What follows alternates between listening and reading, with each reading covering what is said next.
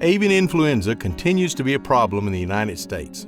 Highly pathogenic avian influenza, H5N1, has been detected in 43 states in 251 commercial poultry flocks and 328 small backyard hobby flocks. The total number of birds affected is almost 48 million as of the 31st of October. The natural reservoir of avian influenza is wild waterfowl and shorebirds. Some other species of birds can also be affected. There have been positive detections of avian influenza H5N1 in wild birds in 46 states to date, with over 3,100 detections having occurred. Unfortunately, Arkansas has not been spared the disease, with one commercial flock and one backyard hobby flock breaking with the disease in early October. Those two affected flocks had to be destroyed. We want to continue to do all we can to keep the disease out of our Arkansas poultry flocks, both commercial flocks and backyard hobby flocks. Good morning, I'm Dustin Clark, the Extension Poultry Health Veterinarian for the University of Arkansas System Division of Agriculture, Arkansas Cooperative Extension Service. So I'm going to discuss with you today some of the points that you can use to help protect your flock, and these points are called biosecurity. They are any and all procedures that can be utilized as a tool in the prevention of disease. One of those is keep your distance or flock isolation. It is best if you keep your birds penned up in a poultry facility that has some type of wire or netting over the top of it. You want to keep the area around that pen free of debris, weeds, grass, things like that, anything that could harbor some type of pest or predator. You want to make sure that you keep your facility locked so we can keep out unwanted visitors. And you want to make sure that you keep your species of poultry housed together as their own species. In other words, have your chickens in one pen. If you have ducks, have them in another pen. Do not mix them together. Now you want to make sure that you do not allow your poultry to have contact as best you can with wildlife, wild birds, and especially wild waterfowl, or any contact with their droppings. The second thing is to recognize the signs of illness in the birds. We can consider that as look and listen. It's important to examine your birds. Just look at them, see how they're doing. What is their behavior in the pen? Keep track of your egg production. Has there been a decrease in egg production? Has there been an increase in birds that you've lost, basically death losses? Do you have some change in the eggs? Are they smaller? Are they wrinkled? Do they have calcium deposits on the outside? Are they discolored? Has there been a change in water consumption or in feed consumption? When you look at the birds, do you have any evidence of diarrhea, such as staining of the feathers? Or do you have any evidence of a type of discharge from the nostrils or the eyes? When you listen to them, are they coughing, wheezing, sneezing, gasping? Have you seen anything unusual in these birds, such as inability to walk or head shaking? Something that just tells you that they're just not doing right. Do you have birds that are keeping to themselves, staying isolated? Do you have birds have some type of feather loss, which could be indicative of lice or mites, or maybe even something as simple as the birds picking on each other? These are things to check for when you examine your birds. Not just your birds that you already have, but in case you're wanting to purchase any other birds to bring them into your flock. One of the reasons for learning how to recognize signs of illness in a bird is so that you can make sure if you purchase another bird that you don't bring diseases home with that bird. Always purchase your birds from reputable sources. And if you're showing birds in fairs and other exhibitions, make sure that even those returning birds, you examine them to make sure they don't have any type of disease, may have caught something while they're there, because some things can show up fairly quickly.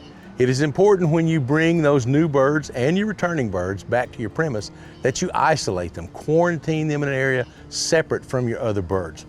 Keep that area as far away from your birds as you can, minimum of 100 feet, and you want to quarantine those birds for at least 30 days.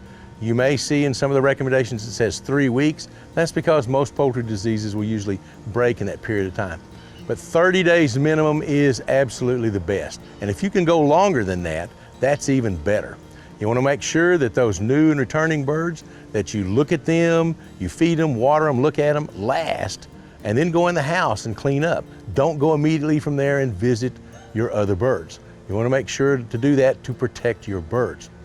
While you're out, if you're at a poultry swap meet or an exhibition or someplace where they have poultry, make sure that you practice the same thing when you get home. Go in the house, clean up, shower, change clothes, wash your hands, then go out and check your own birds. It's very important that you wash your hands before and after handling any poultry and or eggs, or for that matter, poultry equipment. Do not borrow or share poultry equipment or any type of equipment with your friends and neighbors that have poultry. Make sure that any new equipment or supplies that you're bringing in, clean and disinfect those before you bring those in to your poultry. If you go someplace where there are wild waterfowl, you want to be careful. You don't want to get any droppings on your shoes, and be absolutely sure that when you get home, you clean your shoes, disinfect them, change clothes, shower, and do not go out and visit your birds. In fact, if you can, wait a couple of days before you go out there. We exercise what we call the 72-hour rule.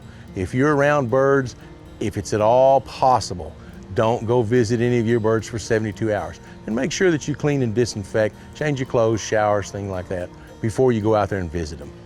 Do not bring an injured or sick wild waterfowl home to take care of it. Contact the local game warden or contact the State Fish and Game Commission and let them be able to pick up that bird and take care of it. They can give it the proper care, and you in no way would want to accidentally bring something home to your birds. The fourth biosecurity point is good sanitation. In other words, keep it clean.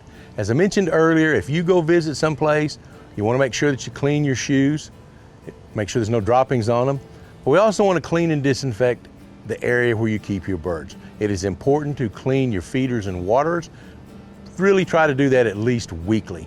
Make sure that they have clean feed, clean up any spilled feed in the area, make sure that they have clean water.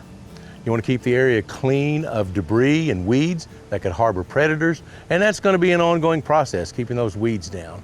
Just make sure that you just periodically keep those down. Wear clean clothes around your birds.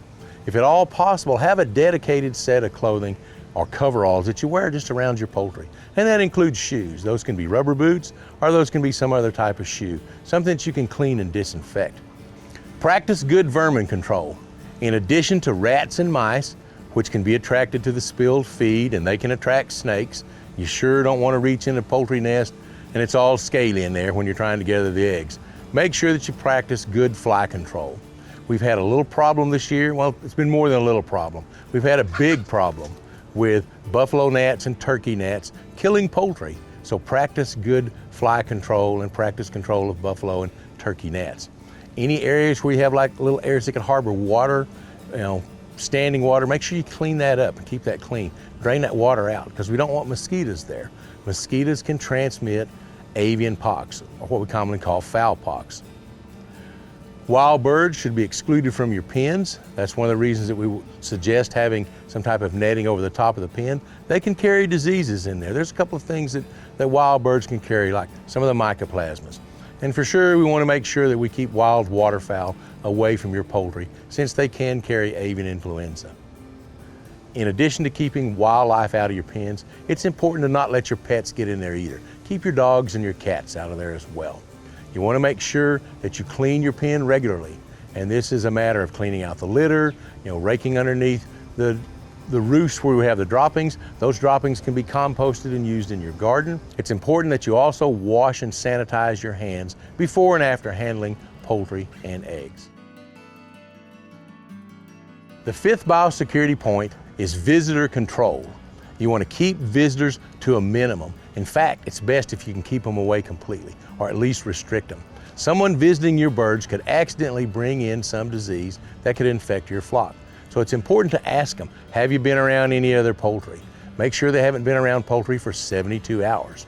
You also want to have some type of disinfectant that you can either spray on their shoes, or better yet, if you can have some type of shoe cover, or like a disposable shoe cover, or some type of rubber boot that they could wear, that would be really, really good. You can disinfect those easily.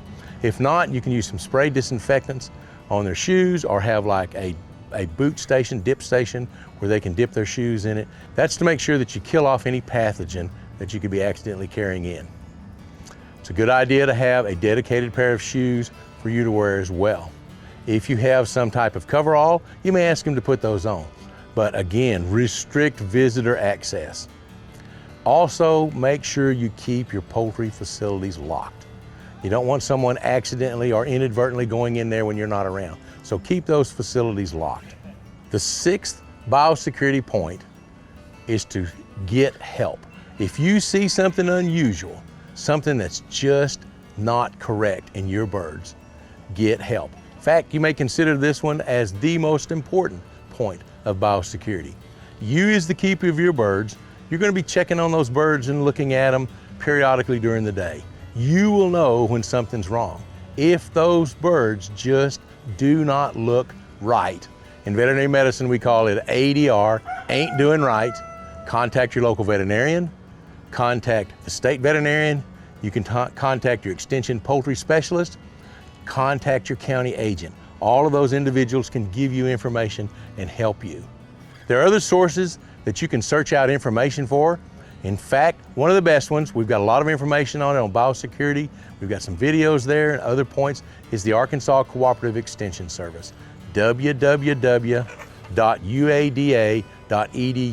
And there's information there on poultry diseases. There is a course called Backyard Poultry, and we have information on biosecurity that can help you out. You can also visit the USDA website, and we'll have these websites posted in this video. Another thing to consider is if you lose a bird, an unexplained death. If you go out and check your birds this morning, they look okay, and tonight you go out there and there's several dead ones, consider having a necropsy, or what we call a diagnostic workup, on that bird. You can take those to the diagnostic laboratory.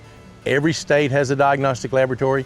Here in Arkansas, we have a diagnostic laboratory located in Fayetteville at the University of Arkansas, and we have one operated by the Arkansas Department of Agriculture, Arkansas Livestock and Poultry Commission here in Little Rock. You can take those birds in, and they will do a basic workup on that bird and can tell you a lot of information about what killed that bird. So it is important, if you see something that's wrong, get some help. We're going to have some phone numbers in this video that you can call. But again, contact your county agent, contact your local veterinarian, contact the Extension Poultry Health Specialist, which is myself, contact in your state the Extension Specialist that can help you, contact the state veterinarian. Or you can contact USDA. They have a toll-free number that you can call, because we want to make sure that we do everything we can to protect your flock and protect other flocks as well. The hobby of keeping a small flock of poultry continues to increase, and in fact is one of the fastest growing hobbies in the United States. If you have a small poultry flock, or if you're thinking about getting one, biosecurity procedures can be used to protect that flock. These procedures can, and they do work, and will help protect your flock and the flocks of your neighbors. You're the first line of defense for your poultry, and we're dependent on you to help protect those birds. If you have questions or for more information on poultry diseases or poultry care and husbandry, contact the Arkansas Cooperative Extension Service, your local county extension agent, or your local veterinarian.